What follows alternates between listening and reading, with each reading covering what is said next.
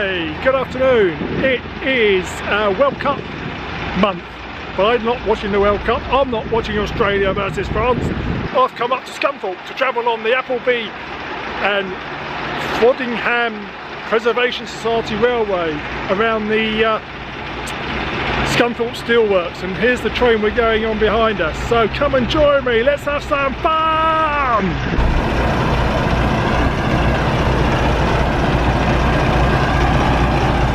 So let's walk down the length of the train.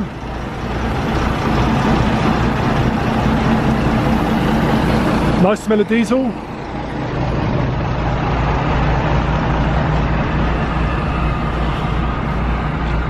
Frodingham. Oh, there's a steamer down the front. There's Ron, waiting for another beer. We've cut short on the beer today because apparently it's quite a long trip and we don't want to be running off to the loo, because I don't think there are any.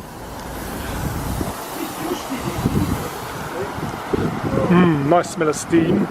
It's alright, don't worry about me.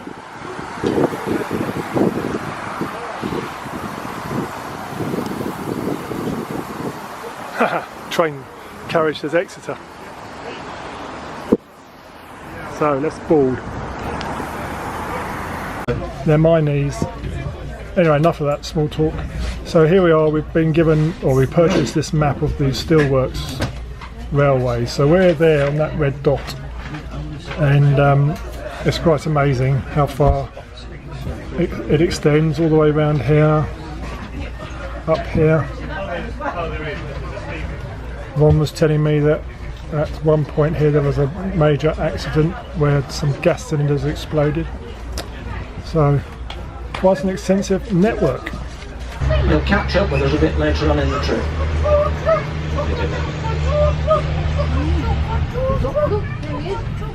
Right, we're off again. If you keep looking on the red, oh, there's one of those torpedoes. We might see one or two out-of-use torpedo cars. And there's one, it's upside down to keep the rain out. They do repair and occasionally manufacture internal works wagons as well. Oh, if you look at the wagons we're passing now on the red side, look at the buffers and draw gear, you'll see that it's built into the wagon bogies, not the wagon frames. They were built on site to carry about 25 metre long steel billets, and if the buffers and draw gear had been on the wagon headstocks, they would have gone into buffer lock as they went round some of the tight curves on the internal rail system.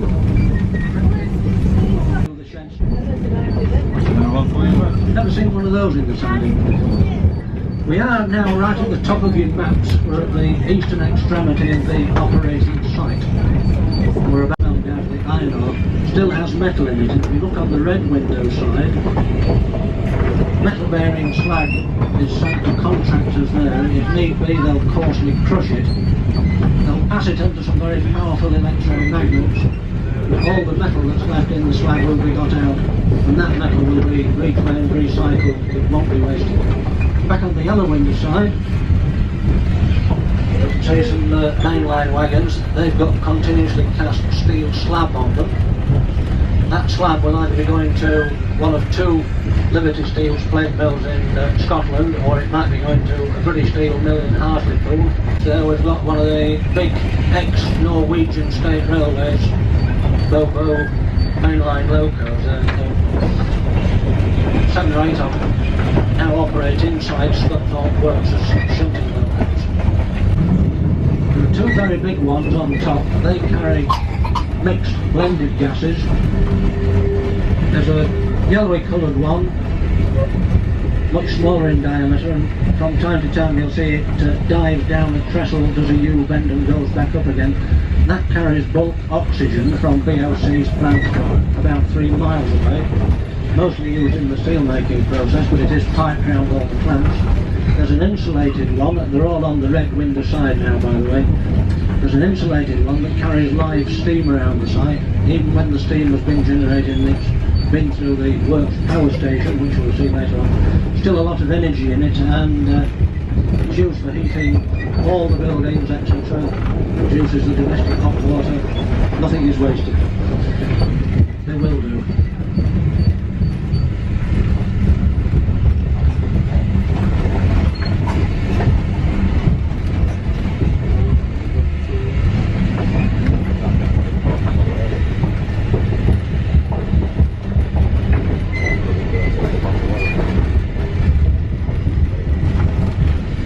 If you look on the yellow window side, you can see some black tanks with letters on them. That's not so that the workers can remember their alphabet. And you might like to look on the red window side. We've got one or two interesting sort of tonka toys. The thing on the left there, the Glasgow, is called a Crest Carrier, and it can lift and carry up to 90 tons of raw steel between its big back tyres. On the ground you can see some semi-finished steel slab. That will be loaded onto rail wagons, as you can see immediately on the red side now. And it will leave the works by the main line or wherever it's going next. The customer wants 300 tons of a particular quality or recipe of steel. So they'll add orders together for a particular quality of steel. When it's got to about 300 tons, they will make it. Some of the customers might want the steel nearly straight away, some might not want it for 6 months. And that's why you'll see apparently good quality steel just sat on the ground. I keep looking on the yellow side. We're passing the end of the steel making plant, and look between the two orange end stanchions, pillars, call it what you like. You might just see an orange glow in the gloom. Commentator's curse, not this, yes, you can just, in the distance. That orange glow was molten steel being poured from a 300 ton capacity ladle through one of the continuous casting machines to solidify it. It's around 13 metres from top to bottom. That's a lot higher than your non-bungalow house. To start the process off, an empty vessel is tilted with its top towards us. Then up to 70 tons of cold steel scrap are tipped into the bottom of it. That does two things. It helps to recycle scrap, and it provides protection for the bottom of the vessel. See why we ask that you don't put your head down the windows, etc. They used to carry about 80 tons of molten iron from the blast furnaces to the old open hearth steel making plants. Back down the other side, there are two firms there. There's Heidelberg and Francis Flour Limited. They take a coarse, creamy sand-like substance, granulated slag, direct from the blast furnaces, and each one turns it into a slightly different product. Heidelberg crush it and dry it, and it's called calamite. It's a very valuable raw material, mostly for the glass industry. It's very high in silicon.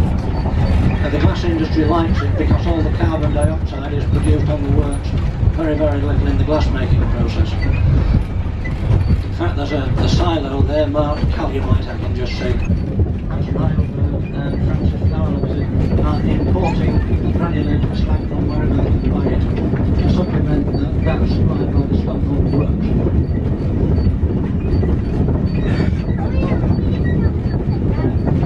If you look on the yellow side, we're approaching the blast furnaces. The first thing you'll see is a cooling tower. They do just the same thing as cooling towers at the power stations. They cool water. The blast furnaces are water cooled. The heated water goes into the towers through those green pipes, and right across the tower at that level is a spray water distribution system. It'll fall about 15 feet into the big catch tank at the bottom. And that gives up its heat to the air. Warm moist air is lighter than dry air, cold air, into the furnace to get the coke to burn inside. In the turbo blower house, there's 4 high pressure steam raising boilers and 4 air pump steam driven turbines. They pull cold air in through the silver trumpets and pump it to heat exchangers alongside each blast furnace. Sometimes we can just see some molten slag coming out of the furnace into the slag pits, not this afternoon unfortunately. On the red window side is the torpedo repair building, where refractory repairs and complete relines are done to the inside of torpedo rail cars, but it's also the first place that the granulated slag from the blast furnaces touches the ground. You can see the steaming waterfall there with a big loading shovel playing with it. That's granulated blast furnace slag. If you tap slag out of a blast furnace and just run it into the ground, it'll dry as grey slag. It's a giant economy-sized water softening plant. All the works process water, as it's called, is demineralised or softened, if you like, before it goes through the works boilers. Stops them from scaling up. We're very privileged because we've been allowed to tap into that demineralised water supply for water for the steam loco boiler. Area. Please stay inside the fenced off area. We're not allowed to let you out of that onto the works at large.